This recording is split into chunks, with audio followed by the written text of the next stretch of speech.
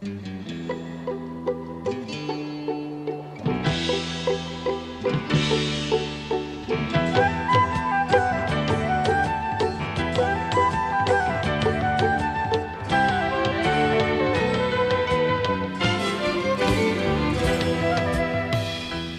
you for joining us.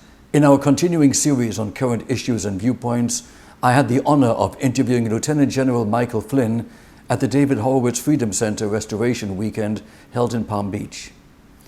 Lieutenant General Flynn last served as the 18th Director of the Defense Intelligence Agency.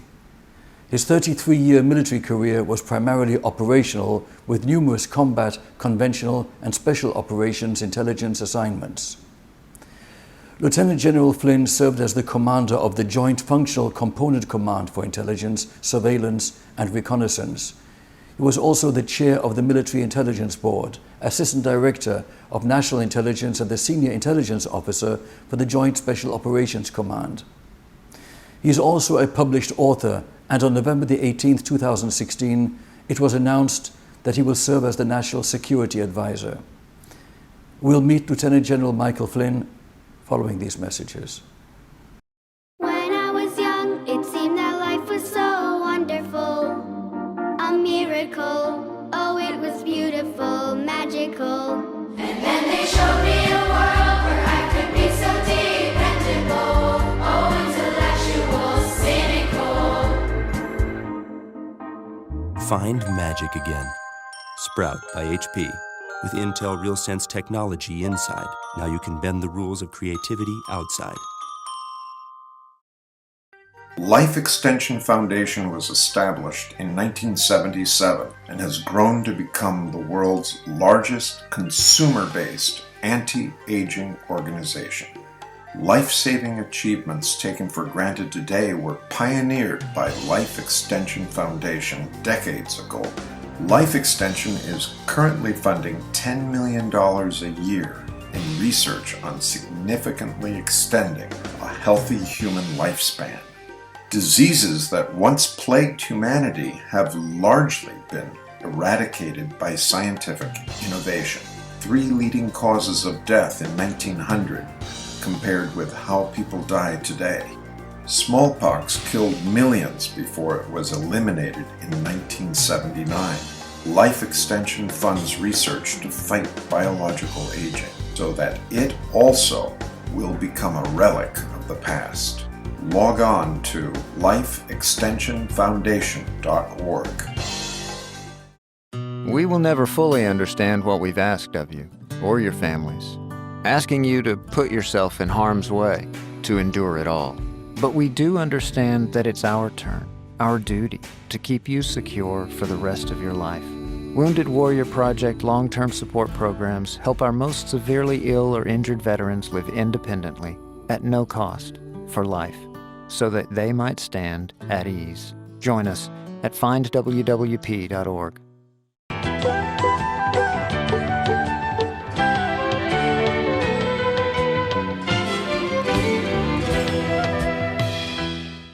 With us now is Lieutenant General Michael Flynn. An honor and privilege to meet you, sir. Hi, Richard. How you doing? Nice to meet you. Interesting times we are witnessing, sir.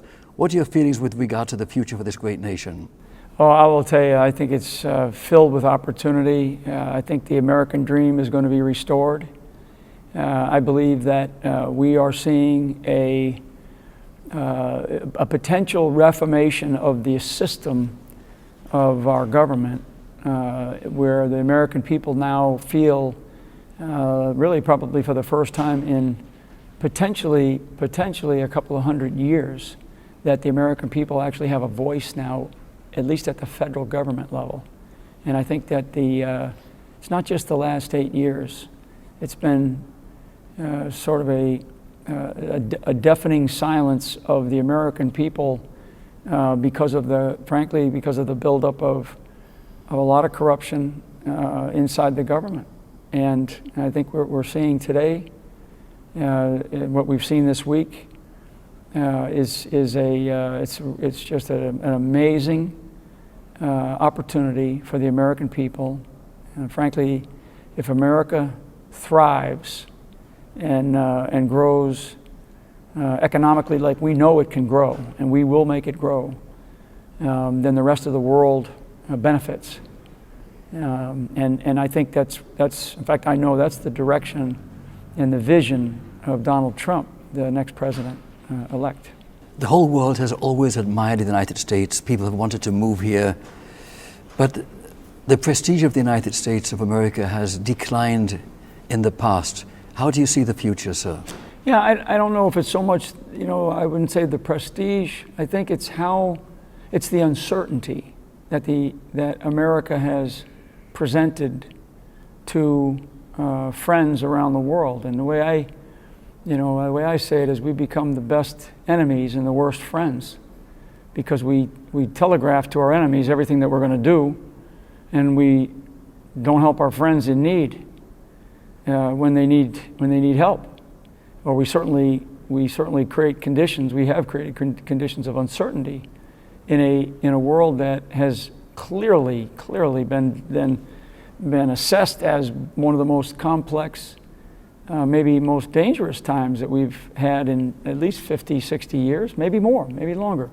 So there has to be certainty in U.S. leadership.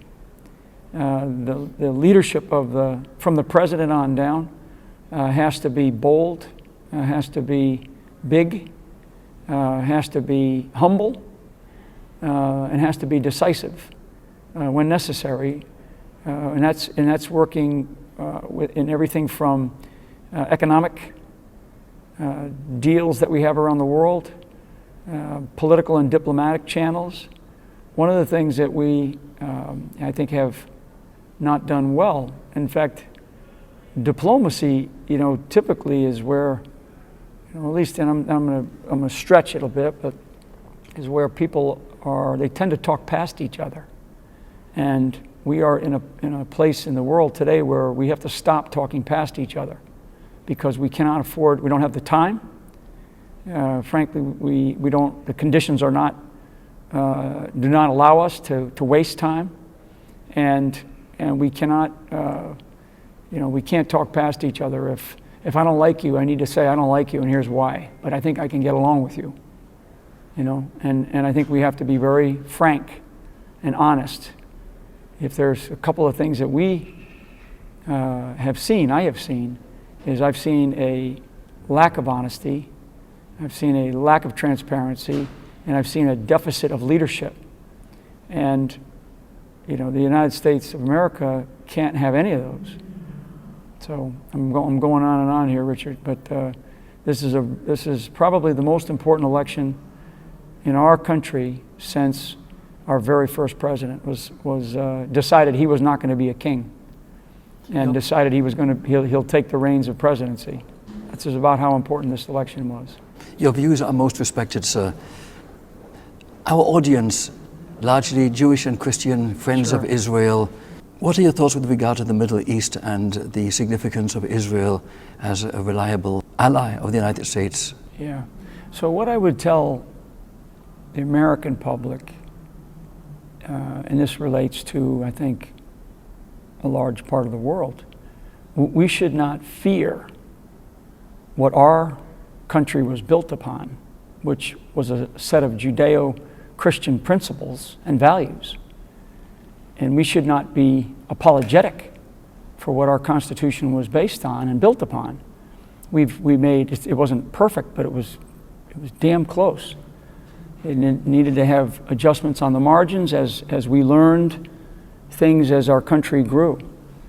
I think so we should not fear who we are and what we represent from a national perspective, but also from a religious perspective. And we should protect those beliefs. We should go to the ends of the earth to protect those beliefs. In terms of the Middle East, obviously the Middle East needs to be stabilized. We can't have it the way it is. It's on fire. It puts the nation of Israel in a very, very tough spot. I mean, I've been in and out of Israel a lot. I've got a lot of friends there, and we cannot put Israel in a place where, it's like they're under a state of siege. So that's sort of number one. That's tactically, strategically, we have to figure out a way to bring some sense of stability. And frankly, in the last couple of years, in the last probably 10 years, but certainly the last 8, we've run out of options. We haven't run out of all options, but we've run out of options. I learned as a lieutenant, you're a former Israeli Defense Force, you spent time in the military. In the military, the one thing I learned from a great general when I was a young officer, and I never forget this quote because I loved it. I thought he was right, and I use it all the time when I counsel people. The best plan gives you the most options at the last possible minute. And right now, we've run out of a lot of options. You see the intrusion by Iran into the Middle East in a vastly different way. You see the role of the Iranian regime in places where they only sort of, they snuck around, a few years ago. Now they're blatantly, involved in at least 4 wars in the Middle East right now. That's number one. Number two is the role that Russia has stepped into. And so whether or not we agree or disagree about what Russia has done that, and they're there. So now, again, these are options that once were available, now they're not available. So now we have to figure out how do we work with all of the parties that are involved in this, because frankly we all have the challenge of the rise of radical Islamism, and so we have to deal with that. The third thing is there has to be an alliance. What I describe as a 21st century alliance. We can name it different things, but there has to be a creation of a new alliance of the Arab world.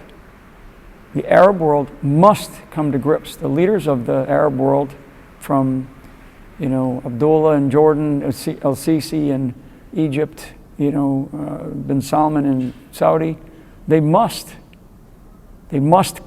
come to grips with dealing with the problem of this rise in their system. Now, is it a certain segment? Is it a certain element? Yes, it is. Can it be clearly defined? Yes, it can be. Is it something that's out of control? No. Is it an enemy? Yes, it's an enemy. It's an enemy to the world. And so in order for us to defeat this enemy, and there is no enemy on this planet that's unbeatable. So in order for us to defeat this enemy, the Arab world, the Arab Muslim world, must come to grips with their role together, how they work together. And I do believe to achieve that, the United States must be very clear about how we will participate in a leadership role to help them. And and without getting into any tactics of what all that means, it means that we have to think differently about how to deal with this problem, because this latter issue is not only about dealing with a problem in Mosul or Raqqa or Aleppo, it's about a global problem. It is a global threat. And so we have to figure out ways to do that. And I think that there's some smart, imaginative ways to do that. And I think for Israel, I think our unapologetic relationship with Israel should be very clear to the world. And I would have, we can't dance around that. This is not, young kids at a high school dance here. We've chosen partners, and those partners are partners for life. Good, bad, thick, thin, whatever. And the world needs to know that, clearly. And then we move from that. We move from that point forward. and how we do that. How we do that. I go on and on about the Middle East, but back to this, how diplomats deal with each other. Diplomats talk past each other. It's from everything that I've seen, everything that I've read, everything that I've observed. And I just think that we can't have that any longer. In fact, I won't be part of it. I fully understand what you're saying, sir, most respectfully. And looking back, many people are saying that the previous administration, all of these years, has been somewhat hostile to the state of Israel. And many people are full of hope that the Trump administration will be friendly. In fact, it's rather heartwarming to many that Donald Trump immediately conversed with Benjamin Netanyahu just recently, or kind of immediately. Yeah, it's very important. I mean, we're in this together in a way because, obviously everybody wants peace, but that's not the history of the world. And so in order to maintain peace, relative peace, and I could probably even get more definable, relative stability, relative security, in order to maintain some semblance so we can have we can walk our own streets, and not worry about being attacked by rockets or attacked by people with knives that are going to, stick a knife in my wife or my child. We have to work in different ways. We have to find different solutions. If solutions have not worked, so the Palestinian peace process, right? If they haven't worked, then why do we keep beating our heads against the wall? Okay, so many good, talented people, right? All these world leaders go step into this thing, but none of it's worked. So why? Why? This is the 21st century. This is not the 20th century. And this is the second decade of the 21st century. And I know, just in my own amateur knowledge of history, that the coming years, the future, is going to be filled with much greater challenges. So we have to be prepared for extraordinary exertion, if you will, of all elements of our power, of a nation's power. And one of those elements is the relationships that we have with each other. And I want to know that I want Israel to know that, from my perspective, that they can always depend on the United States. And I think it's a two-way street. And I know that we can as well. And we have to be brutally honest. Maybe when we're stupid, when we act stupid sometimes, because we do. We've done stupid things. And so don't tell me, don't sit and smile at me, and if I'm stupid, tell me, hey, you just did something stupid. I would appreciate it if you told me in the back room. I'll correct it. I'm humble enough and smart enough to know how to do that. But it's important that we do that. It's important that we're very, very honest with each other. And speaking of being in touch with reality, is it not essential for people to state things the way they are? There's been a lot of criticism as to sweeping things under the rug, not naming radical Islam and terrorism as to what they really are, just belittling and downplaying atrocities perpetrated in this great nation with regard to Islamic terrorism, and of course elsewhere in the world, in London, Bali, Israel. Keep going. It's like 30, whatever it is, 32 countries. The last count that I saw formally was 41 countries. 41 countries. That's, so the number fluctuates. The issue is that we've got a problem. We've got a global problem. And so, the definition of a problem, the clear definition of a problem must occur. If you don't clearly define the problem, you can't solve it. And that's in anything. That's, that's in building a building, that's in, in running a military operation, that's in trying to conduct, business. I mean, what's the problem? Do we have it clearly defined? And if we have it clearly defined, then we can deal with it. And our problem is we have not clearly defined it. And that's a mistake, that's an error. Why not, sir? Why have they not simply called the problem what it is? You'd have to ask, those that are in power now, those that are in leadership positions now. I believe that they have not done so because, they're trying to be very politically correct about something that they don't necessarily understand. And I'm not going to sit here and tell you that I'm an expert on this, but I know enough about it. And I've talked to enough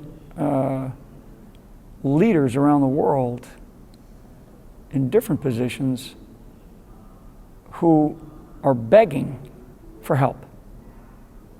And I'm not talking about, Jews and Christians. I'm talking about Muslims that are begging for help. They know they have a problem in their bloodstream, and it's like a cancer that has metastasized around the world. And we cannot afford to allow this idea, because it's an idea, it's an ideology, it's like Nazism or communism. If we lost to Adolf Hitler, we'd all be praying at the altar of Adolf Hitler right now. God help us, So it's like communism. Communism still exists. It's been demonstrated to be a system that doesn't work because it requires too much cost, and it doesn't allow people to, the human nature human nature wants to be free, wants to be able to do things, right? And so systems that control, but that doesn't mean that we have to go in and try to impose democracy everywhere. That comes at a cost. But this business of defining this problem, it must be clearly defined. And it then unleashes opportunities to defeat it. It unleashes the imagination and the creativity that I know that we have in the people of the United States of America. Not just our military, but people in general. Many people are invigorated by the promise of a better future, the options, the possibilities with the great change occurring right now. What are your feelings with regard to the future, sir? Yeah, I'm very optimistic. I think a phrase that I've actually heard President-elect Trump talk about, he says, if I get it right, he says that, when people say that something's impossible, he says impossible is just the starting point. So, he talks about, dream big. He wants to inspire people. He wants to inspire the American public. He wants to fire them up so they feel like they have a voice and a role in their lives in a much different way. I mean, when I think about having gone around with him around this country, around the United States, and talk to people at the grassroots level and in communities and business development people, the energy sector, healthcare, all these different components that feel so constrained. They feel constrained right now by our government because of regulations, incredible tax burdens. I mean, we have the highest tax rate in the world. So we have to do some surgery. We have to do some surgery with our economic system to allow people to thrive, to allow the engine that we can create, this economic engine that can be turned back on in a big way. So I think over the next couple of years, you're going to see, our growth rate rise. You're going to see a big push by this president into the United States inner city. I mean, he's not kidding when he talked to the African American community, the Latino community, communities that always sort of went with the particular party, for whatever reason, and he's not kidding. I mean, when he says we're going to rebuild our inner cities, if we do that, when we do that, you have not only massive employment opportunities, but you also begin to affect education, you begin to affect safety on the streets. It has all these other third, fourth, fifth order effects. And so the chance for us to have just extraordinary opportunity is really amazing. So this has been a great privilege and pleasure and an honor. Thank you Very so much, inspiring. Richard, and Thank I really you, sir. appreciate the opportunity. Thank you, and God bless America. Yeah, thank you. I'll be right back.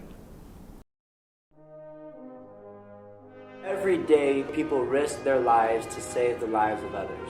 They keep our country safe, protect our freedom and the lives of our citizens. which is why I chose to serve. But I am not the only one that can serve our country.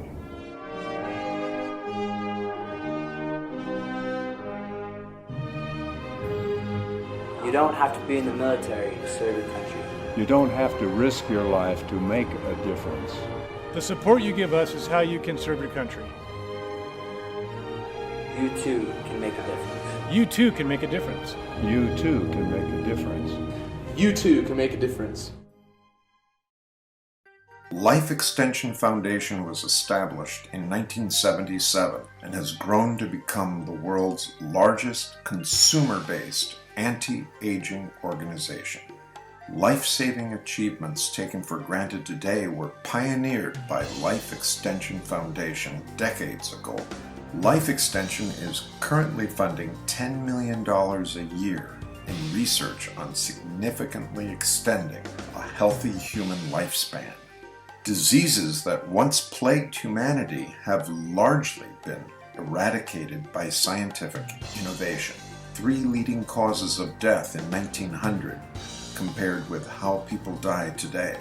Smallpox killed millions before it was eliminated in 1979. Life Extension funds research to fight biological aging so that it also will become a relic of the past. Log on to lifeextensionfoundation.org. Anywhere else, this would be a vacation on the Mediterranean.